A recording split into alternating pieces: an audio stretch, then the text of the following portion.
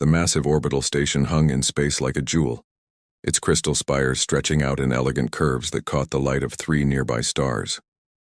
Ships from 100 worlds docked at its ports, each one a masterpiece of engineering, sleek vessels with flowing lines, others that shimmered with energy shields, and some that seemed to bend light itself around their hulls. This was the heart of galactic civilization, and today it would welcome its newest member. Ambassador Sarah Chen stood at the viewport of Earth's diplomatic shuttle, watching the station grow larger. Behind her, the 12 ships of Earth's defensive fleet waited in formation. She had seen the preliminary reports, read the private communications between council members. She knew what was coming. The shuttle docked smoothly, and Sarah stepped into the grand chamber where the Galactic Council convened. The room was enormous, with representatives from 47 species seated in tiers that rose toward a domed ceiling. Holographic displays floated everywhere, showing data streams and translations in hundreds of languages. High Commander Zefix of the Velsharn stood to greet her. He was tall and thin, with skin that rippled like mercury and 3 eyes that moved independently. His species had been spacefaring for 12,000 years, and it showed in every graceful movement he made. "Ambassador Chen," he said, his voice melodious and perfectly translated by her earpiece. "Welcome to the Council. We are pleased to finally invite humanity to join our alliance." Sarah bowed slightly, keeping her expression neutral. "Thank you, Commander. Earth is honored. Now then," Zefix continued, gesturing to the main display. "As per protocol, please present your defensive fleet for evaluation. This will determine your initial security rating and territorial assignment." Sarah nodded to her aide, who activated the transmission. The holographic display flickered, and suddenly the 12 ships of Earth's fleet appeared, rotating slowly for all to see. The reaction was immediate. A ripple of sound moved through the chamber. Sarah heard clicking, whistling, and sounds her translator rendered as laughter. She kept her face calm, her hands clasped behind her back. The ships did look crude compared to the vessels in the station's docks. They were boxy and utilitarian, with thick hulls covered in plates of armor. Their surfaces were gray and functional, with none of the elegant curves or shimmering fields that marked advanced vessels. They looked, Sarah had to admit, like flying warehouses. "These are your warships?" The question came from Ambassador Threll of the Kratheen, a warrior species covered in chitinous plates. Even he sounded amused. "They appear to be cargo haulers." More sounds of amusement echoed through the chamber. Sarah saw delegates leaning toward each other, exchanging comments. One of the insectoid representatives actually pointed at the display with a forelimb, his translator broadcasting something about primitive construction. High Commander Zefix raised a hand, calling for order. His expression was one of polite concern, but Sarah could see the condescension in his eyes. He approached the hologram, walking around it slowly. "Let us conduct a proper analysis," he said, pulling up data streams. "Propulsion system, fusion drives. Interesting. Most species abandoned fusion 7,000 years ago when we developed quantum displacement engines." He gestured, and the display zoomed in on one ship's hull. "Armor plating, physical armor, layers of metal and ceramic compounds." He turned to Sarah. "Ambassador, are you aware that modern vessels use energy shielding? It is far more efficient than carrying the weight of physical armor." "We are aware," Sarah said quietly. Zefix continued his examination. "Weapon systems appear to be primarily kinetic. Railguns and missile pods. No plasma cannons, no graviton beams, no quantum disruptors." He shook his head slowly. "These would barely penetrate modern shielding." Another delegate stood, a crystalline being whose voice chimed like bells. "If I may ask, what is the maximum velocity of these vessels?" Sarah's aide provided the data. The crystalline being's color shifted to what the translator indicated was amusement. "That is less than half the speed of our scout ships. These could never outrun a hostile force." "They are not designed to run," Sarah said. The words came out sharper than she intended. Zefix turned back to her, his expression softening into something Sarah recognized from her military days. It was the look a veteran gives a naive recruit. "Ambassador Chen, please understand. We are not mocking Earth. Every species goes through developmental stages. Your vessels are adequate for a pre-contact civilization, but now you are joining a larger community. You will have access to our technology databases. Within a generation, you can build proper warships." "These are proper warships," Sarah said. One of the Velsharn technicians spoke up. "Commander, I have completed the structural analysis. The hull thickness on these vessels is extraordinary. Some sections are over 3 meters of composite armor. That represents tremendous mass that could be better used for weapons or engines. Or shields," added another delegate. Zephyx pulled up a final assessment on the main display. Sarah read the conclusions, her jaw tightening. The analysis rated Earth's fleet as below minimum standards for modern warfare. It suggested that the vessels would be ineffective against any contemporary threat and recommended that Earth be assigned low-priority territory in peaceful sectors until proper vessels can be constructed. "I trust you understand." "Ambassador," Zephyx said gently, "this is for your own protection. We will assign you a system in the outer arm, far from any hostile borders. You will have time to develop, to learn. In the meantime, the Council fleet will ensure your safety." Sarah took a deep breath. She had her orders from Earth. Accept the assignment, establish diplomatic relations, and above all avoid conflict. But standing here, listening to these beings dismiss a century of human engineering, made something hot burn in her chest. "We accept the assignment," she said formally, "but I want it noted in the official record that Earth considers its fleet adequate for any defensive action." Of course," Zephyx said, waving a hand dismissively. The gesture was so casual, so unconcerned that several delegates laughed again. The meeting concluded with formal ceremonies. Earth was given a star system called Hadrian's Star, 3 planets orbiting a yellow sun in a quiet sector. The territory came with mining rights and a small trading station. It was, Sarah knew, the kind of assignment given to species the Council considered harmless. As she left the chamber, a junior officer from the Council's technical division approached her. The young being was humanoid, with blue skin and large eyes. She introduced herself as Technician Lyra. "Ambassador Chen," Lyra said hesitantly. "I wanted to apologize for the reception. Some of the elder species can be set in their ways." Sarah managed to smile. "It's fine, Technician. We're used to being underestimated." "Still," Lyra continued, glancing back at the chamber, "I noticed something in your ship designs. The redundancy systems, the compartmentalization. It reminds me of deep-water vessels from my homeworld. Ships built for survival rather than speed." Sarah studied the young technician for a moment. "That's very perceptive. Yes, our ships are built to survive. Where we come from, survival is never guaranteed." Lyra nodded slowly. "I would like to learn more about human design philosophy if that is permitted." "I'll arrange it," Sarah said. She watched Lyra walk away, then turned back to the viewport where Earth's fleet waited in formation. Ugly, blocky, outdated ships by galactic standards. But they were human ships, built with human history behind every rivet and weld. She pressed her hand against the viewport's cold surface. "Let them laugh," she whispered. "We build things differently where we come from." Outside, the ESS Indomitable hung in space, its scarred hull reflecting starlight. Captain Marcus Webb stood on its bridge reading the Council's assessment report.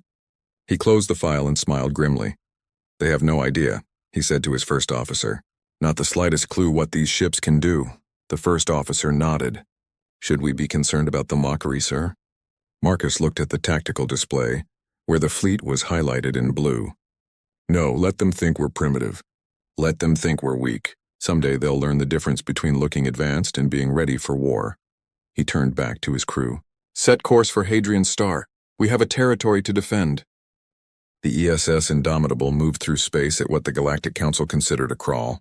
Captain Marcus Webb stood on the bridge watching the stars slide past on the main viewport. Behind him, the crew worked at their stations with practiced efficiency. The ship hummed with the steady rhythm of fusion engines, a sound that Marcus found comforting. A chime announced a visitor. Marcus turned to see Technician Lyra being escorted onto the bridge by his security chief. The young alien looked around with wide eyes, taking in the cramped space filled with physical consoles and manual controls. "Captain Webb," she said, bowing in the style her species used for greeting. "Thank you for allowing this visit. Ambassador Chen said you might show me your vessel." Marcus smiled. "Welcome aboard, Technician. I understand you're curious about how we build our ships." "Very curious," Lyra admitted. She approached one of the walls, running her hand along the exposed pipes and conduits. "This is unusual. Most modern vessels hide their internal systems behind panels. Why do you leave everything visible?" "Because we need to see it," Marcus said simply. He gestured for her to follow him as he began walking through the ship. Come on. I'll give you the full tour. They left the bridge and entered the main corridor. It was wide enough for 3 people to walk side by side, with handholds built into every surface. The walls were bare metal painted gray with color-coded pipes running along the ceiling. Your ship is very... Lyra searched for a diplomatic word. Ugly? Marcus offered with a grin. Primitive? Crude? Lyra's skin flushed a darker blue. I was going to say functional.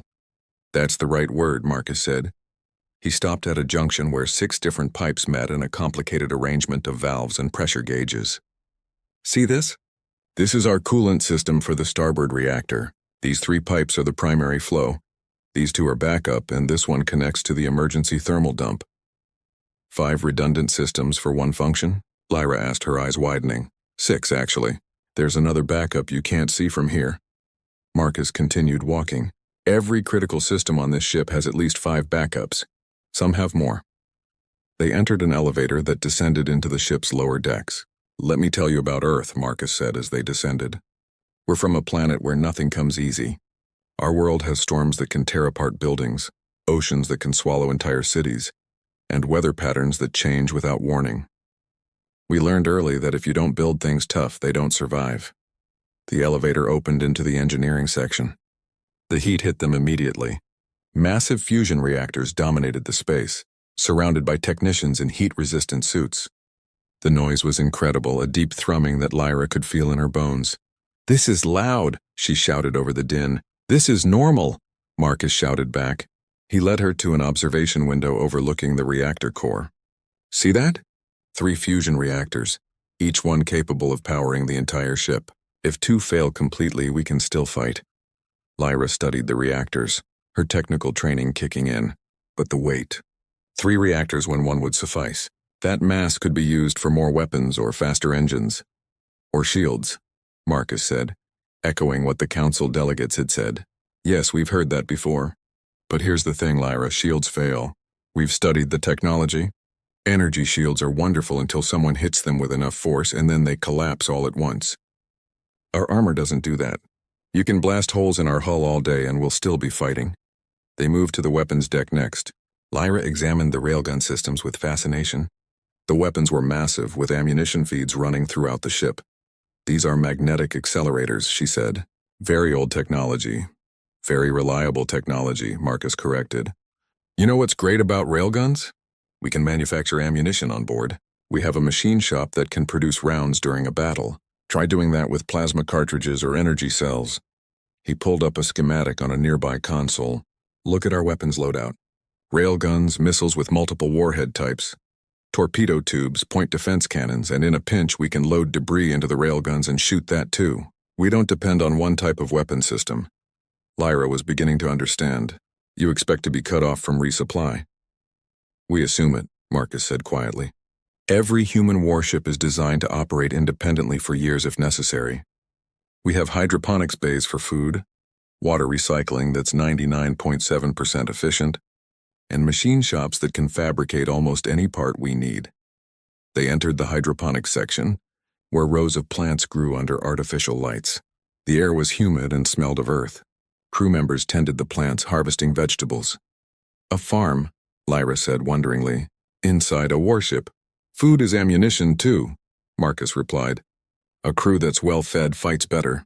And if we're stranded somewhere for months, we don't starve.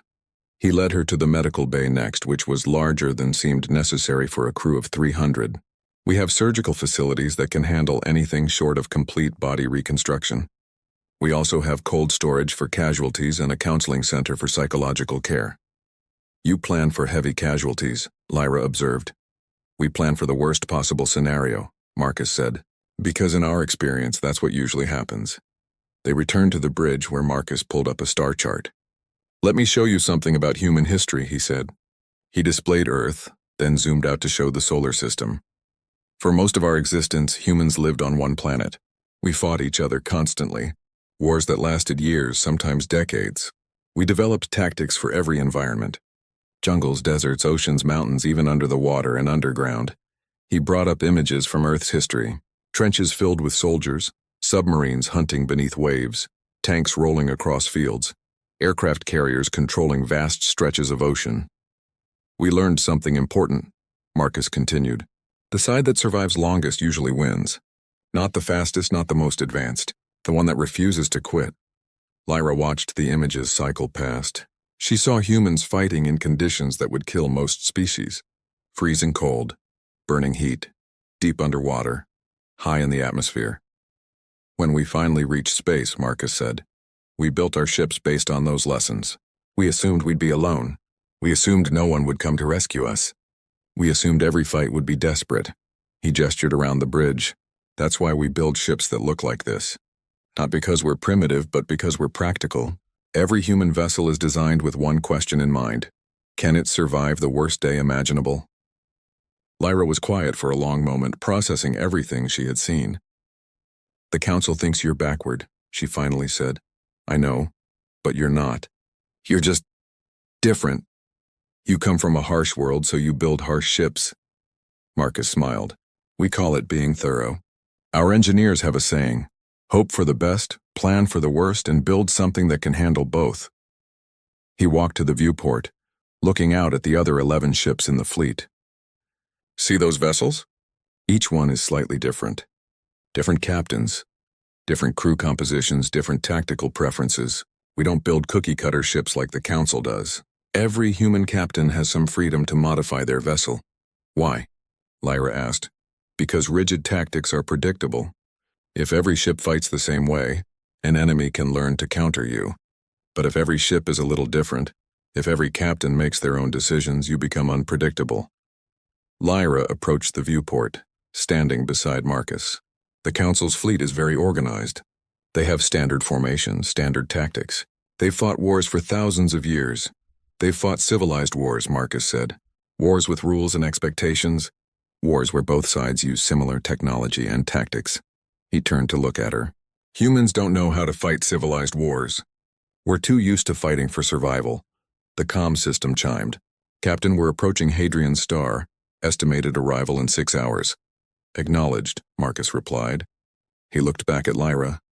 You're welcome to stay and observe our arrival procedures if you'd like. I would, Lyra said. Captain Webb, may I ask you something? Of course. If the Council is wrong about your ships, why did you accept their assessment? Why not demonstrate your capabilities? Marcus was quiet for a moment.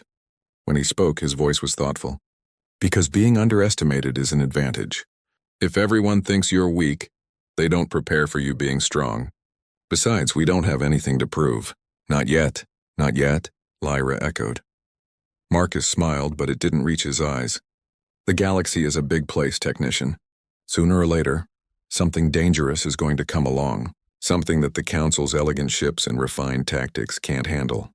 And when that happens, everyone's going to learn what human ships are really built for. He turned back to his crew. All stations prepare for system entry. I want full sensor sweeps as soon as we drop out of FTL. Weapons to standby mode.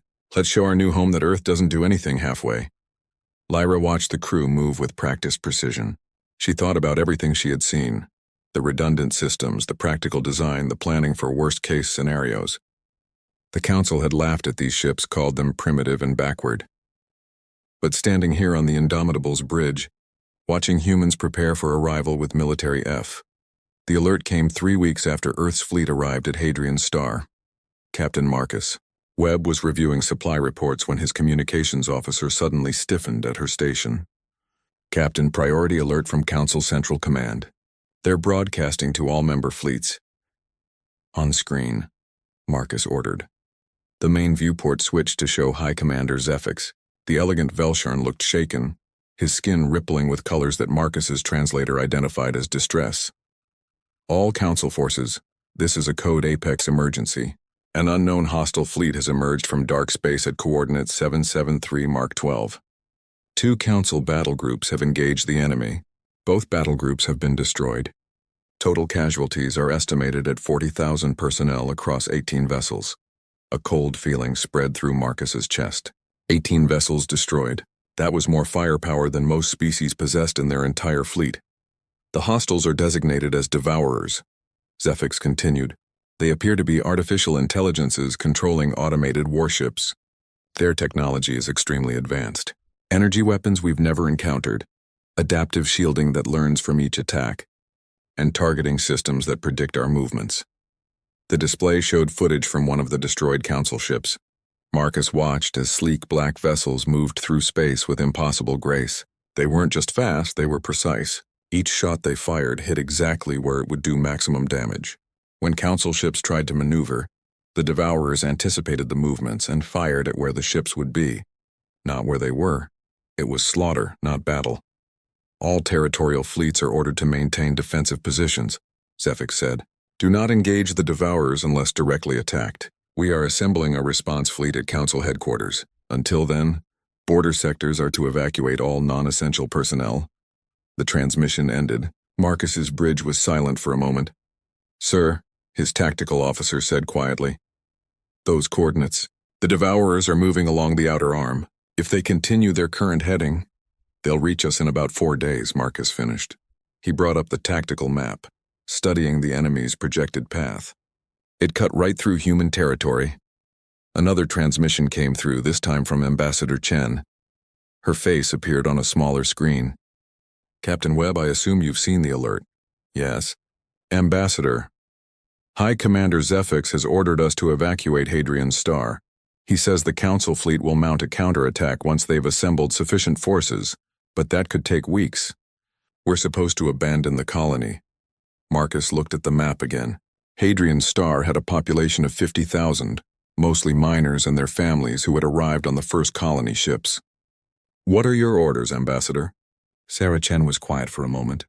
Marcus could see her weighing her options, calculating political costs. Finally, she spoke. Official orders are to comply with Council directives.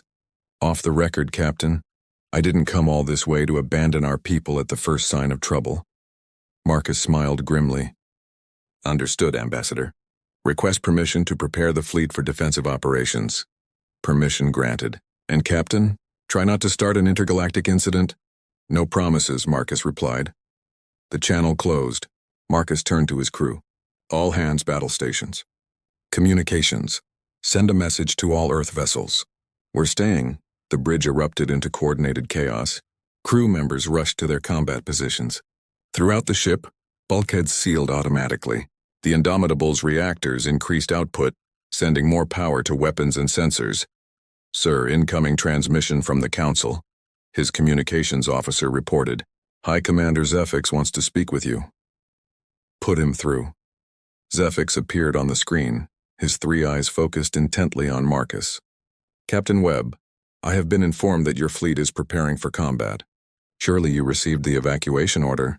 We did, Marcus confirmed. We're choosing not to follow it. Zefix's skin rippled with what looked like frustration. Captain, I appreciate your courage, but your fleet stands no chance against the Devourers. They destroyed 2 battle groups equipped with the most advanced technology in the galaxy. Your vessels, as we established during your evaluation, are not up to modern standards. That evaluation was based on Council standards, Marcus said, not combat effectiveness. This is not bravado I'm hearing, is it? Zefix asked. Captain, please be reasonable. Those are your people on that colony. If you truly care about them, you'll evacuate them before the Devourers arrive. If we evacuate, we lose the territory, Marcus pointed out. We lose the mining operations, the infrastructure, everything we've built. The Devourers will fortify this position, and retaking it will cost thousands of lives. Better than the alternative, Zefix said sharply. I have seen the tactical data. The Devourers adapt to any strategy within minutes. They predict movements, counter-tactics, and overwhelm defenses. Your 12 ships cannot hold against 3 of their capital vessels. Marcus pulled up the Devourer footage again, studying it. They're predictive AI learning algorithms. They analyze patterns and exploit weaknesses.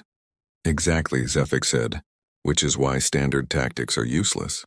We need time to develop new strategies. Or, Marcus said slowly, we need to use strategies they've never seen before. Zefix stared at him. You cannot be serious. Captain Webb, I am formally ordering you to evacuate. You have 24 hours to clear the system. After that, this sector will be classified as lost territory. Acknowledged, Marcus said. We'll be here when you change its classification back to secure. He cut the transmission before Zefix could respond. His first officer raised an eyebrow. That was diplomatically aggressive, sir. Diplomacy is the ambassador's job, Marcus replied. Ours is to hold this line. He activated the fleet-wide channel. All vessels, this is Webb. You've all seen the footage. You know what we're facing. I won't lie to you. This is going to be the hardest fight any of us have ever been in. He paused, looking at the faces of his bridge crew. They were scared. He could see that. But they were also determined. The Council thinks we can't win, Marcus continued. They think our ships are too old, too slow, too primitive. They're probably watching right now, waiting for us to run. But here's what they don't understand about humans. We don't know how to quit. Our species has been fighting impossible odds since we learned to make fire. We've survived ice ages, plagues, world wars, and our own worst instincts. We didn't crawl out of Earth's gravity well just to run away when things get tough. He brought up the tactical display. The Devourers are smart. They learn fast, adapt faster. But they're machines. They think in patterns and probabilities. They've fought the Council fleets, learned their tactics, and probably have counters ready for every standard maneuver in the book. Marcus smiled.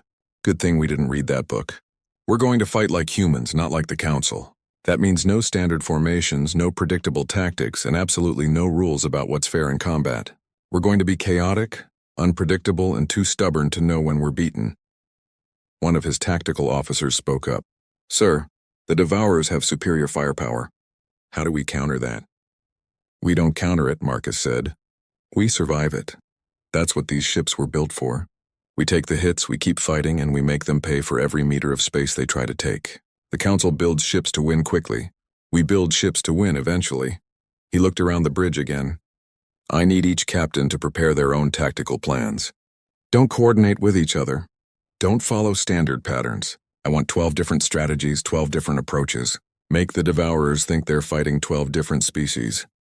The hours passed quickly. The Earth fleet moved into defensive positions around Hadrian's Star. On the colony below, civilians were evacuated to underground shelters. The mining stations were locked down, their crews armed and prepared to resist boarding actions. Technician Lyra, who had stayed with the fleet to study human methods, stood on the Indomitable's bridge. She watched the preparations with growing anxiety. Captain Webb, she said quietly. May I speak freely? Always, Marcus replied. The Council fleet had shields and advanced weapons. They were destroyed in minutes. Your ships have neither. How do you expect to survive? Marcus walked to the viewport, looking at the other 11 Earth vessels. They hung in space like gray fortresses, their hulls scarred from the journey, their weapons bristling. The Council expects to win, he said. They design their ships for victory. Clean, quick engagements where superior technology decides the outcome. But humans? We don't expect to win. We expect to fight. There's a difference. He turned to face her. Those ships out there have armor 3 meters thick. They have backup systems for their backup systems. They can manufacture their own ammunition, grow their own food, and operate for years without resupply. They weren't built to defeat enemies. They were built to outlast them. And if outlasting them isn't enough? Lyra asked. Marcus's expression hardened. Then we make sure that defeating us costs them more than they're willing to pay. In human military history, we have a saying. Victory is expensive, but defeat is free. We're going to make this tea. The Devourer ships moved like predators through space, their black hulls reflecting no light. They were beautiful in a terrible way, all sharp angles and flowing curves that seemed designed by something that understood death on an artistic level. As they closed on the human fleet, their weapons charged with a sound that registered on every sensor. Captain Marcus Webb watched them approach. Tactical, what are we seeing? 3 capital ships, sir. Each one is twice the size of our largest vessel. Energy readings are off the scale.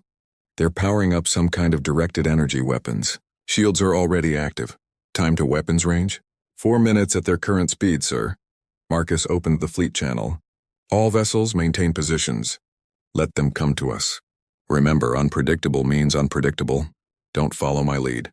Follow your instincts. The Devourers clearly expected the human ships to maneuver, to try the standard Council tactics of spreading out and using superior speed.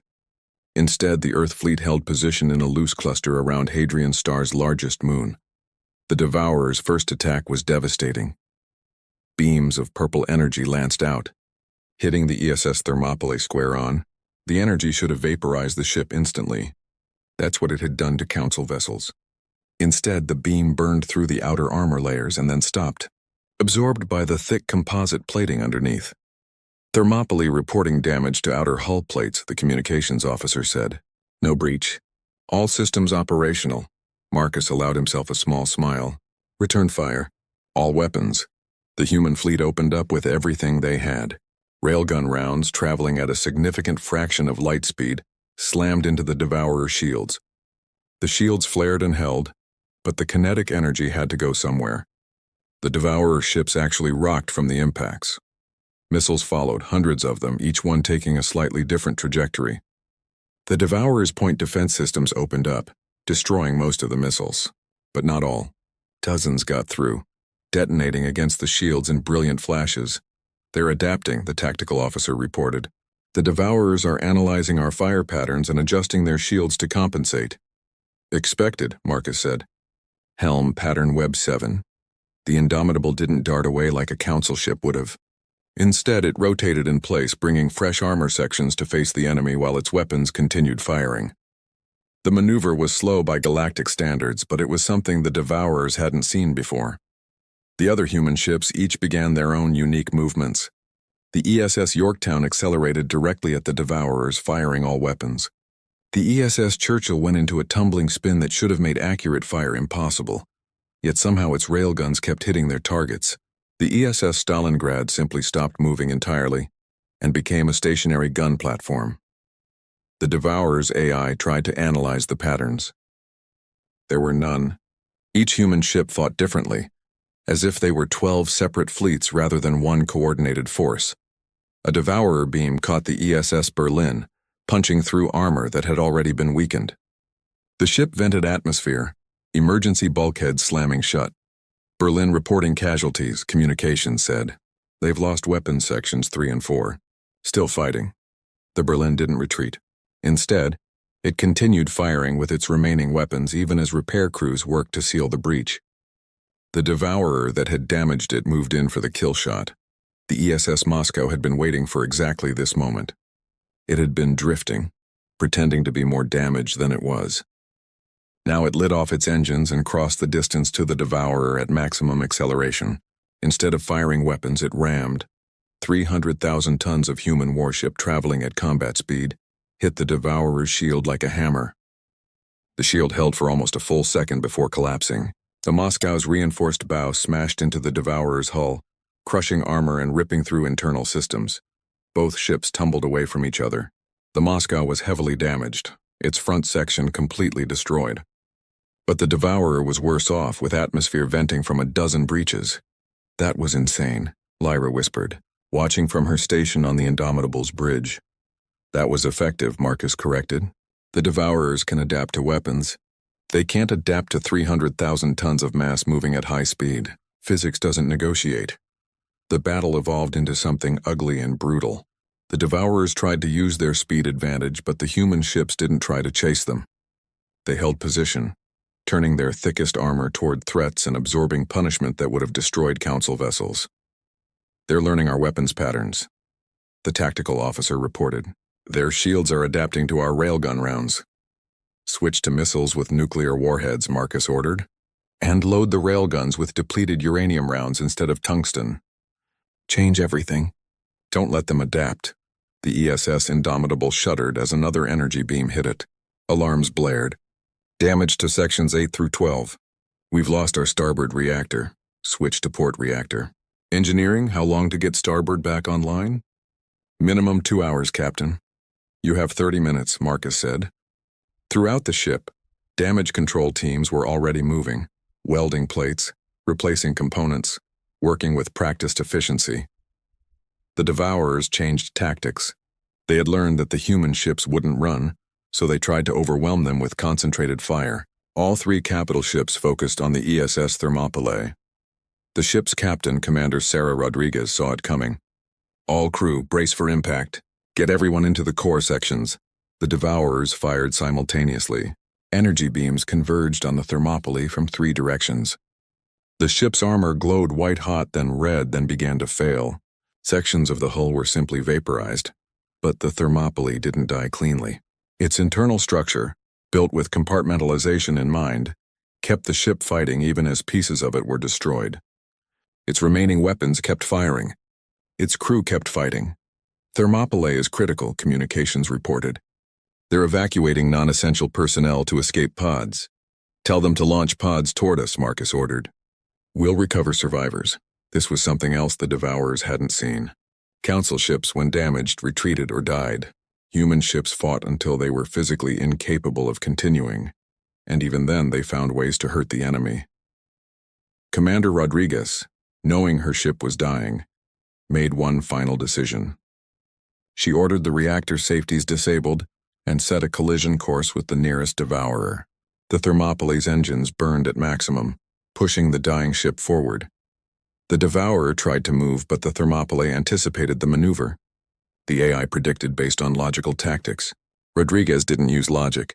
She used instinct and rage and a very human refusal to die quietly. The Thermopylae hit the Devourer at full speed, and its reactors overloaded simultaneously. The explosion was visible from the colony below, a new sun burning in space for 3 full seconds. When the light faded, both ships were gone. Thermopylae destroyed, communications reported quietly.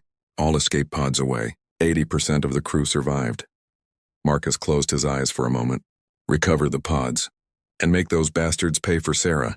The battle had been raging for 7 hours. The human fleet had been reduced to 8 operational vessels. But the Devourers had been reduced to 2 capital ships, both heavily damaged. Marcus studied the tactical display. The Devourer AI was learning, adapting, countering, but it was learning the wrong lessons. It expected logic, patterns, predictability. The humans gave it chaos. Open a channel to all ships, Marcus said. New orders. Every vessel is to fight independently. No coordination, no patterns. Captains, do whatever you think will work. Don't tell me, don't tell each other. Just hurt them. What followed was a masterclass in asymmetric warfare. The ESS Yorktown broadcast heavy metal music at full volume on all frequencies, then used the distraction to slip in close and unload its entire missile payload. The ESS Churchill pretended to have reactor failure, went dark, and waited until a Devourer approached before firing every weapon simultaneously at point-blank range. The ESS Indomitable, missing half its armor and down to 1 reactor, started using its railguns to shoot debris at the Devourers. Old armor plates, destroyed equipment, even frozen waste from the recycling systems. Anything with mass became a weapon. This is insane, Lyra said, watching humans fight with what seemed like complete disregard for military doctrine. This is human, Marcus replied. We don't fight wars like the Council. We fight wars like we're trying to survive the end of the world. One of the Devourer capital ships, having taken too much damage, attempted to retreat. The ESS Berlin and ESS Cairo, both heavily damaged themselves, pursued it. They harried it for 3 hours, taking shots whenever they could, refusing to let it escape. Eventually, the Devourer's shields failed, and the 2 human ships destroyed it with concentrated fire. The final Devourer capital ship, its AI finally reaching a conclusion, did something that shocked everyone watching from Council headquarters. It retreated. Not a tactical withdrawal, but a full retreat, jumping into FTL and abandoning the battle. For the first time in its observed existence, the Devourer fleet had run away. The silence on the Indomitable's bridge was deafening. Then slowly someone started clapping. Others joined. Within moments, the entire crew was cheering. Marcus, the emergency session of the Galactic Council, convened 6 hours after the battle ended. The chamber, usually filled with dignified conversation and carefully worded statements, was in chaos. Representatives from 47 species talked over each other, demanding answers, explanations, analysis. High Commander Zephyx stood at the center podium, his skin rippling with colors that indicated stress and confusion. Behind him, holographic displays showed footage from the battle at Hadrian's Star. The images played on repeat, showing human ships taking damage that should have been fatal and continuing to fight. Order, Zephyx called out, his voice amplified. I must have order. The chamber slowly quieted. Zephyx took a moment to compose himself before speaking. What we witnessed at Hadrian's Star should not have been possible. By every tactical analysis, every mathematical model, every piece of military doctrine we possess, the human fleet should have been destroyed within the first hour of engagement. He pulled up a tactical breakdown, The Devourer fleet consisted of 3 capital ships, each equipped with adaptive AI, energy weapons capable of penetrating standard shielding, and tactical processors that can predict enemy movements with 97% accuracy. This same force destroyed 2 of our battle groups, accounting for over 40,000 casualties. The chamber was silent now, every representative watching. The human fleet, Zephyx continued, his voice carrying a note of something that might have been awe, consisted of 12 vessels using outdated fusion drives, no energy shielding, and primarily kinetic weapons. By our assessment standards, they were not equipped to face even a single modern warship, let alone 3 Devourer capital ships. He paused, looking around the chamber. They won. Not only did they win, but they forced the Devourers to retreat. This is the first documented case of a Devourer fleet withdrawing from combat. Ambassador Chen sat in Earth's designated section, watching Zephyx struggle to explain what had happened. She had barely slept since the battle, coordinating recovery efforts and managing communications with Earth. But she wouldn't miss this session for anything. We need to understand their tactics, Admiral Threll of the Krathine said, standing from his seat. How did they defeat an enemy that adapted to every strategy we employed? Zephyx brought up combat footage. From what we can determine, they didn't use tactics in the traditional sense. Each human vessel operated independently, with no central coordination after the initial engagement. The Devourer AI, which learns by analyzing patterns and predicting outcomes, found no patterns to analyze. He showed a clip of the ESS Churchill spinning wildly, while somehow maintaining accurate fire. This maneuver makes no tactical sense. It wastes energy, makes the ship harder to control, and should reduce weapons accuracy. Yet it worked because the Devourer AI had never encountered such an irrational approach. Another representative stood, this one a crystalline being from a species known for logic and mathematics. Commander Zephyx, are you suggesting the humans won through randomness? Through chaos? Not randomness, Zephyx replied carefully. Creativity, adaptability, a willingness to try approaches that our tactical computers would classify as inefficient or dangerous. He looked directly at Ambassador Chen. They fought like no species we have ever encountered. Another clip played, showing the ESS Moscow ramming the Devourer ship. The chamber filled with sounds of shock and dismay. Ramming attacks were considered primitive, desperate, wasteful. They sacrificed a vessel to damage the enemy, someone said. That is not tactics, that is desperation. No, Zephyx said quietly. That was calculation. The Moscow's captain determined that a ramming attack would be more effective than continued weapons fire. He was correct. The Devourer ship never recovered from that damage. He looked around the chamber again. I believe it is time we acknowledge something difficult. The Galactic Council has been spacefaring for thousands of years. We have refined our warfare to an art form. We have elegant ships, powerful weapons, and sophisticated tactics. But we have also become predictable. We fight the way we have always fought, and our enemies have learned to counter us. Zephyx pulled up an image of Earth. Humanity comes from a world that tried to kill them at every turn. They spent their entire evolutionary history fighting for survival. They didn't develop spaceflight in a time of peace and exploration. They reached the stars while still fighting wars among themselves. Their military doctrine is based on one simple principle: survive at any cost, by any means necessary. Ambassador Chen stood. High Commander, if I may address the Council? Zephyx nodded. The floor recognizes Ambassador Chen of Earth. Sarah walked to the speaker's platform. She had thought about what to say during the entire trip from Hadrian's Star. Now, looking at the assembled representatives, she chose her words carefully. Thank you, Commander Zephyx. I have listened to your analysis of the battle, and I appreciate your efforts to understand what happened. But I think you're missing something important. She gestured to the footage still playing on the displays. You see chaos and desperation. You see tactics that don't make sense according to your military doctrine. But from a human perspective, those ships were doing exactly what they were designed to do. Sarah brought up a schematic of the ESS Indomitable. Look at this vessel. You mocked it when we arrived. You called it primitive, outdated, inefficient. You were right by your standards, but you were evaluating it based on what you think a warship should be. She zoomed in on the armor plating. This ship has 3 meters of composite armor. That's not because we don't understand energy shielding. It's because we've learned that systems fail, Shields can be overloaded or disrupted. Armor just sits there and takes damage until it's physically destroyed. It's simple, reliable, and it keeps working when more advanced systems would have failed. More schematics appeared. 5 backup systems for every critical function. Internal factories for manufacturing ammunition and parts. Hydroponics bays for food production. These aren't the features of a warship. They're the features of a ship designed to survive alone in hostile territory for years if necessary. She looked around the chamber. You asked how we defeated the Devourers. We didn't defeat them through superior technology or elegant tactics. We defeated them through stubbornness. We built ships that refused to die, and we crewed them with people who refused to quit. One of the council members, a being covered in feathers, spoke up. But Ambassador, your losses were severe. 4 ships destroyed, thousands of casualties. Surely a more sophisticated approach would have minimized these losses. Sarah's expression hardened. Maybe. But a more sophisticated approach, as you call it, would have meant abandoning the colony.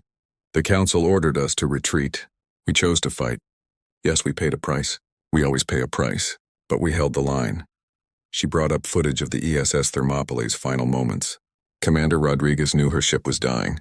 She could have retreated, saved more of her crew. Instead, she rammed the enemy and took them with her. That's not desperation. That's a choice. A human choice. The chamber was silent. Sarah continued. Earth would like to formally request access to the Council's technology databases, as was promised when we joined. We want to learn from you, to improve our vessels. But understand this, we will never build ships like yours.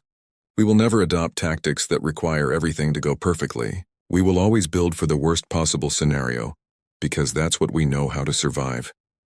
High Commander Zefik stepped forward. Ambassador Chen, on behalf of the Galactic Council, I must offer a formal apology. We misjudged your species and your capabilities. We saw primitiveness where we should have seen pragmatism. He performed a bow, which was significant for a Velsharn of his rank. The Council has completed a new assessment of Earth's fleet. Your vessels are hereby classified as Level 9 defensive assets, the highest rating available. Your territory has been upgraded to priority protection status. Sarah bowed back. Thank you, Commander. Earth accepts this classification. Additionally, Zefix continued, the Council wishes to request human assistance in reviewing our fleet designs and tactical doctrines. It is clear that we have become too dependent on technology and standardized responses. We would benefit from your practical approach, Sarah smiled slightly. We would be happy to share our experience.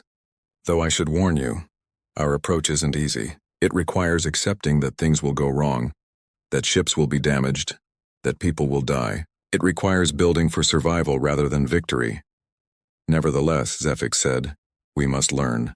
The Devourers are still out there, and now we know that conventional tactics are insufficient. Over the next weeks, teams of galactic engineers and military officers traveled to human shipyards. They walked through vessels under construction, examining the redundant systems and thick armor plating. They attended briefings on human military history, learning about tactics developed in Earth's countless wars. Technician Lyra became one of the primary liaisons between human and galactic engineering teams. She had transferred permanently to serve with the human fleet, fascinated by their approach to design and combat. The key, she explained to a group of Velsharn engineers, is accepting that efficiency isn't EV,